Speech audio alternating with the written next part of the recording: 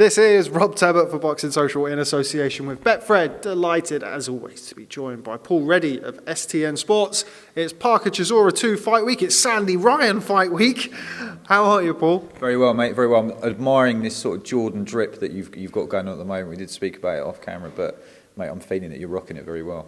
Yeah, I'm about to actually announce a new Boxing Social ex-Jordan partnership. Air Tebbutt. Air Tebbutt, yeah, mate.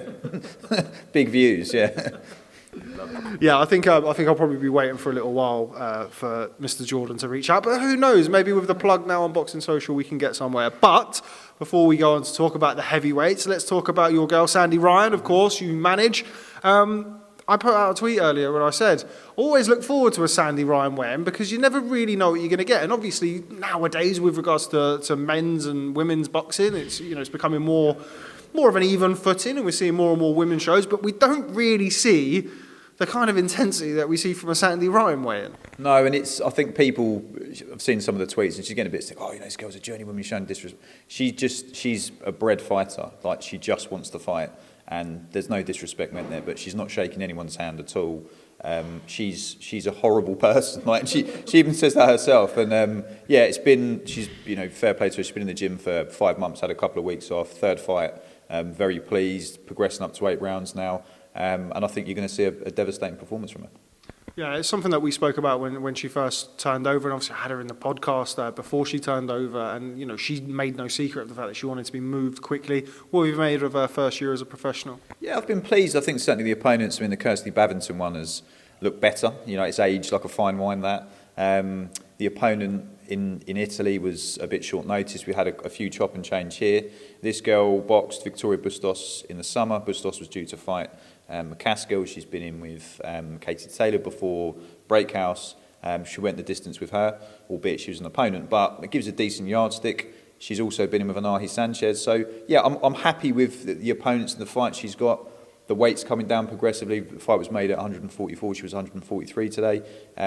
Next fight, she'll be, we'll just gradually bring her closer to the 10-stone limit. But she's going to be a real problem in this weight division. She needs a few more fights to fight a few more seasoned individuals. But I think this time next year, genuinely, whoever wins that 140-pound tournament, I'll put Sandy in with the winner, no problem.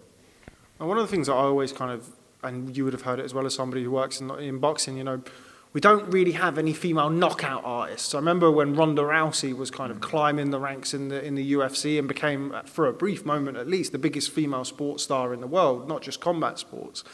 We're missing that kind of, as you mentioned, nasty piece of work, really. Somebody who kind of is as advertised, goes in there and tries to chin somebody and knock them out. Is that what we're seeing in Sandy Ryan? Is that kind of where you see her fitting into the boxing scene? I think so, to a degree, but she can box. She can switch quite effortlessly. Trying to spit that out, it's a bit of a wordful, but Clifton. Clifton's a bit of a boxing purist. He's ex-Ingle guy, so he's got that sort of sprinkle there. There is an element where he wants her to box, but when she needs to go through the gears and hurt people, she can do it. I've seen her rip through world champions in the gym, sort of really seasoned girls, talented fighters, and she likes violence. She'll admit that herself, which is it's quite a rare thing to see in female boxing. But long may it continue, and hopefully it maybe opens up, some of the darker side of some females' personalities. They feel they can actually perhaps be themselves. They don't need to be this sort of prim and proper girl. They can actually be a bit nasty and win some more fans with it. You mentioned that super lightweight tournament. How do you see the final of that playing out? I would say I probably fancy Chantel to win it. I was impressed with her sort of tenacity, work rate. She's a very, very fit girl, Chantel, very tough, very resilient. I thought she just it was quite conclusive against McGee. I thought Callie Reese was maybe. I actually thought Callie Reese won that fight. I'll put a tweet out. People are like, hang on, mate, what are you talking about? But I think stylistically, Chantel. I think she's kind of made for Chantel. She'll be there and be rugged. And yeah, look, I'd love Sandy to fight Chantel. Obviously, we don't have anything that's attractive for her at the moment. Look, I'm sure she's chasing Katie. She'll probably chase Jessica McCaskill. But if she wants to defend her, unified undisputed titles, have a British dance partner, someone she knows well from the amateurs, Sandy be ready for it. Yeah, I can imagine. I know Chantel fairly well as well over the years, and she's not a shrinking violet either. I can imagine that being a pretty spicy build-up and even spicier fight. Yeah, I think it would be, and I think look, they're both very, very good fighters. I've got a lot of respect for Jamie Moore. I've got a lot of respect for Chantel. I think what she's achieved. Look, you look at her CV. She's boxed some really good people. I think Shane done a good job with her as well, the McGuigans, and she's now with MTK, and I think they've done a very good job with her as well. So yeah, she's had the correct fights. We're not on this kind of overly accelerated list, but Sandy's amateur background is, you know, well documented and seen, and she's fortunate where she can move quickly. And yeah, just like I say, a few more correct learning fights, and yeah, I'd love to see her fight Chantel next year. It'd be brilliant.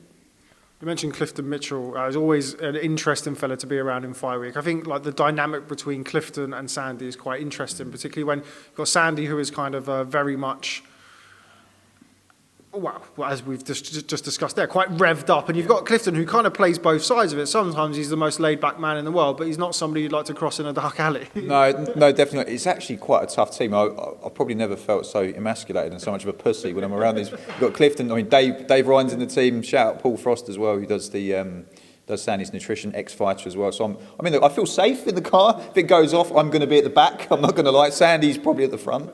But yeah, Clifton plays kind of devil's advocate. He plays good cop, bad cop.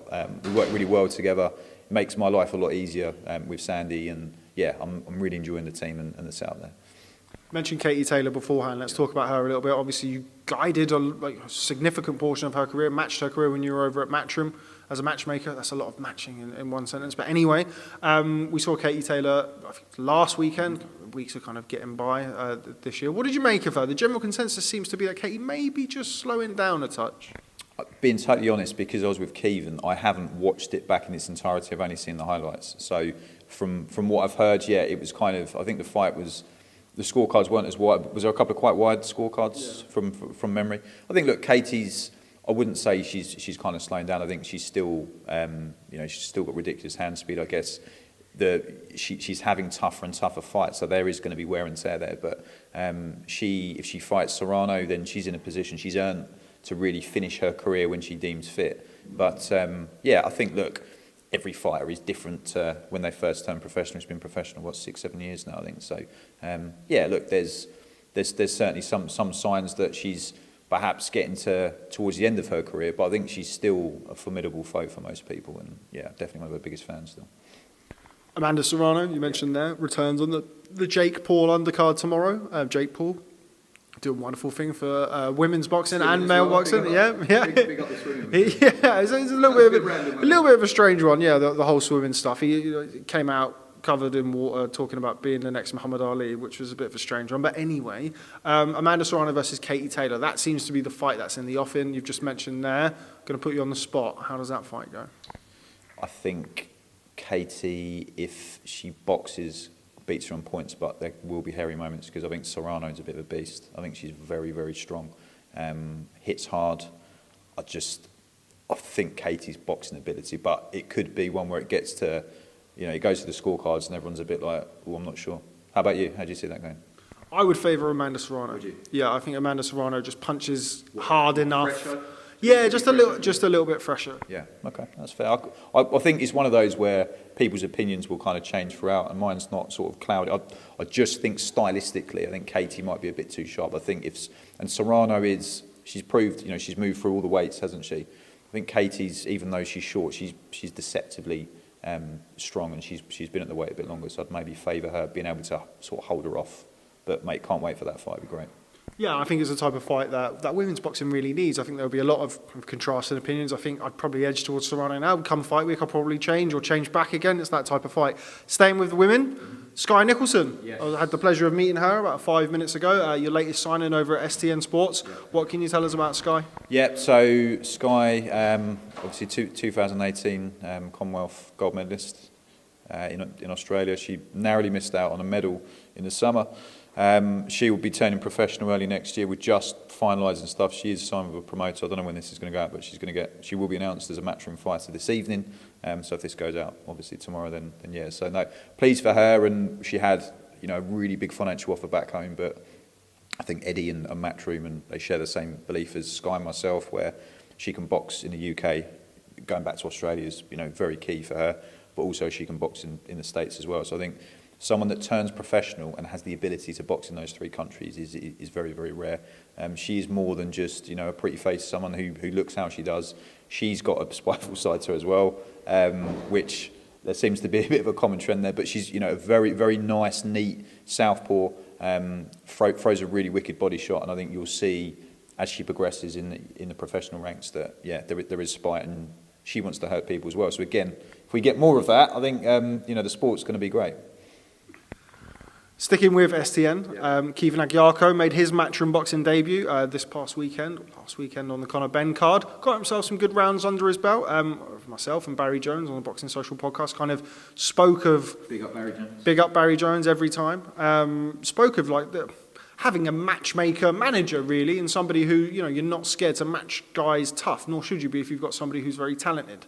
What do you make of his performance? Yeah, I think it was a disciplined and mature performance. He was very critical of himself, and he goes, I could have maybe sort of finished it a bit earlier. The shot that he finished, the right-left hook, he actually threw it at the end of either the 3rd or the 4th, and Larios caught it on his arms, and very quickly, the first couple of rounds, I was thinking, God, he's just a bit different. Like everyone used to sort of joke about Arthur Abraham, it was impossible to hit his head, and Larios, big long arms, his elbows were touching his waistband. He was very hard to sort of prise open. So I think Kevin done a very good job there. Could he have gone through the gears a bit sooner? Yes. But in a way, I'm pleased that we didn't get someone that he just blasted out, because there would have been the sort of the social media hype. But the reality is, it's like, okay, well, next time you've got to kind of progress. I'm pleased that there is stuff for him to work on. It's his first 10 rounder. He's just turned 25. Very excited about what he can do. He can switch, he can box, he can fight, and I think he's got a massive future ahead of him. I haven't been to Belfast in a while. No. That would be rather nice. Belfast would be rather nice, yeah. So, no, we're on Eddie's case with that as well. And I get from Matchroom's side, they're like, we need to go with a kind of a mega fight. My concern, and I stressed this, was I think Ryan Burnett, he went when he boxed Haskins. And then he obviously boxed Zakyanov. I don't want us to go there for a world title. I want Kevin to go sooner. So we'll be pushing and beating the drum to go there. I want him to box in the States next year. I think that'd be a brilliant experience for him. But certainly Belfast, Eddie's aligned with us towards the end of next year to actually take him back there and build him there as a star, and rightly so. Okay, well, before I let you go, I did mention at the start of the interview, we are here for Parker-Chisora 2. How do you see the fight? How did you see the first fight going, is my first question. I thought, it's a difficult one, because I think sort of Chisora dropped him, didn't he? And it was just, I think everyone just thought, okay, well, this could go really quick. But I think Chisora just allowed Parker to get back into it. I think Parker's got to be a bit more aggressive from the start, and I know that him and Andy both spoke about that. So I think stylistically we'll get a better fight. Probably edge towards Parker on points, I think. But I think Chisora's got that equaliser, hasn't he, at every stage, and even Chisora in 5 years' time will still be dangerous. But yeah, probably edge Parker on points. How about you? I lean towards, I'm not going to see Derek Chisora now until after the fight, so I lean towards Parker, and I think he might get him out of there in the second half of the fight. Yeah, I was very interested to see the scales today. As always, Andy Clark mentioned to me. 20 pounds heavy, wasn't he? He was heavier than Chisora, so he was 251, which I can't remember what he was for the last fight, but I think he was 240-ish or 241, I think. I think he's put £10 on. But yeah, we kind of obsess over heavyweights weight because you can. You don't really obsess over a super bantam. No. They either make the weight or they don't. But heavyweights, you kind of see it and you read into it and you go for game plans. Yeah, it's a good talking point. And I think certainly, look, the well-documented Joshua Usyk was, he's just going to steamroll him. And it does it just creates that real sort of talking narrative there. But yeah, I just think Parker would be a bit fresh. I think Derek's really got to drag him into deep waters and make it a tough fight, make it uncomfortable for Joe. I don't think he'd done that enough in the first fight, and he'll probably acknowledge that himself. So, no, I think, Parker points. And you're going Parker late, aren't you? What, like 10, 11? We're going Parker 7 to 12. Check it out on Betfred for the always got to get the plug in. Got to get the plug in. Paul Reddy, always a pleasure. Thanks very much for speaking to Boxing Social. I'll let you get away now. Thank you for all your support, you personally, the social, just with the fighters and everyone throughout the year, the interviews you've done. Big up AP, Ryan, the whole crew. Thank you very much. Have yourself a Merry Christmas and we'll catch up soon. Cheers, mate. Take care.